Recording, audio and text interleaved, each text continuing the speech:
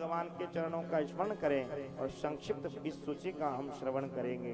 सच्चिदानंद रूपाय विश्वोत्पत्त्यादि Hathaway तापत्रय विनाशाय श्री कृष्णाय वयं नुमः। पहले स्कंद में 19 अध्याय है, जिनमें नारद जी का पूर्व जन्म, परीक्षित जी के जन्म की कथा, परीक्षित जी को श्राप, सुखदेव जी के आगमन की कथा का वर्णन किया गया। दूसरे स्कंद में 10 अध्याय हैं, जिनमें सुखदेव जी का मंगलाचरण, भागवत जी के लक्षण बताए गए। तीसरे स्कंद में 33 अध्याय, जिनमें सृष्टि का वर्णन, वरा अवतार, कपिल देवहूति संवाद का वर्णन बताया गया। चौथे स्कंद में 31 अध्याय, जिनमें सती चरित्र, ध्रुव चरित्र, पृथु चरित्र, पुरंजनोपाख्यान की कथा है।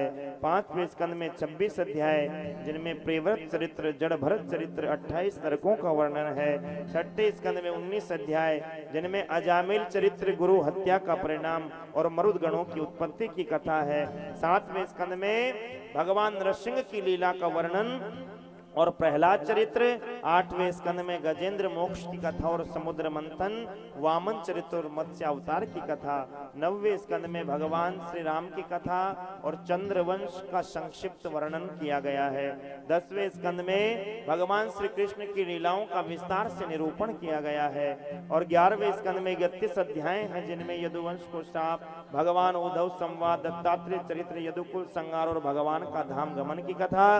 और 12वें स्कंद में 13 अध्याय, जिनमें कलयुग के राजाओं का वर्णन, कलयुग के दोष व उपाय, भगवान के धाम गमन, सर्पेष्टि यज्ञ, मार्कंडेय जी की तपस्या और भागवत की सूची सुनाई गई है। जिस प्रकार नदियों में गंगा, अच्युतों में भगवान विष्णु और वैष्णवों में भगवान शंकर श्रेष्ठ हैं, उसी प्रकार जितने भी पुराण हैं, उन समस्त पुराणों में भागवत महापुराण सर्वश्रेष्ठ है। और अंत में जिन भगवान श्री हरि को किए हुए समस्त प्रणाम भगवत धाम का अधिकारी हमें बना देते हैं, और जो भगवान का नाम का संकीर्तन सभी पापों को नाश करने वाला है, और जिनको किए हुए प्रणाम सभी दुखों को शांत कर देते हैं, उन परम पिता परमेश्वर श्री हरि को हम सभी बार बार प्रणाम करते हैं, वंदन करते हैं।